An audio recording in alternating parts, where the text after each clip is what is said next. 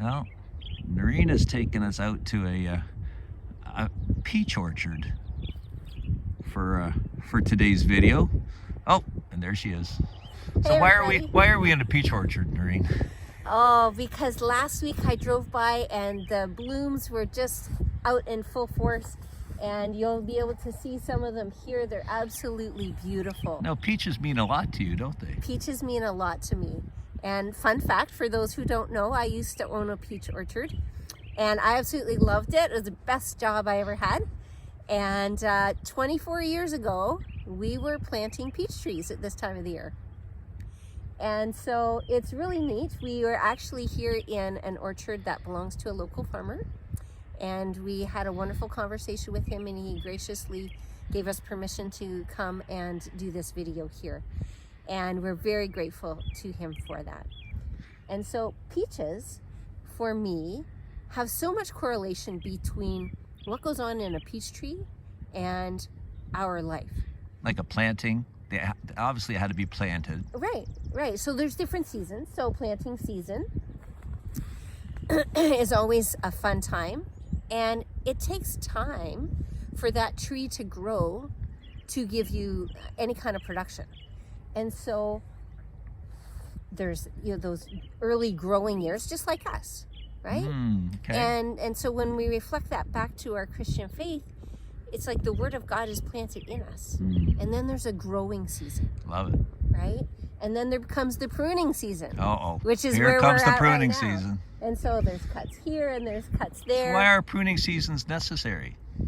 Because if there are branches that are blocking the sunlight, that's harmful. Just like if those branches reflect sin in our lives, that can be harmful to our growth. Not only for us specifically, like the tree, but also for the fruit that we bear.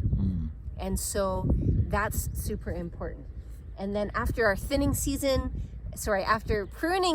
comes thinning. I was just so anxious to get there.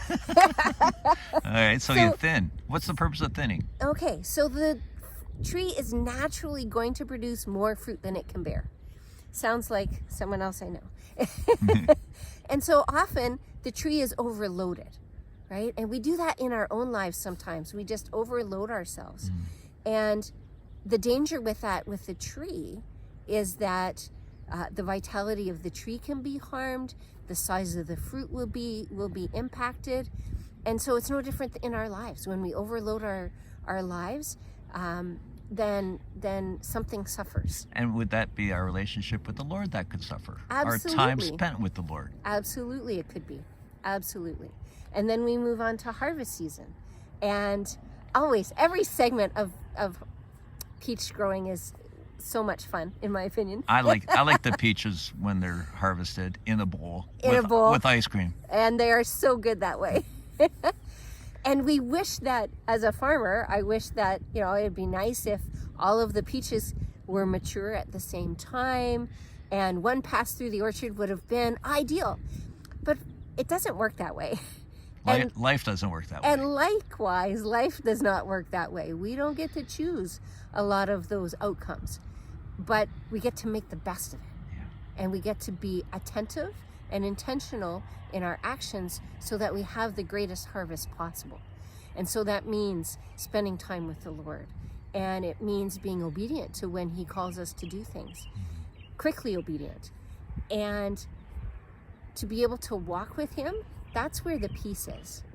And the one thing that I so loved about the peach orchard, I always referred to it as my Garden of Eden.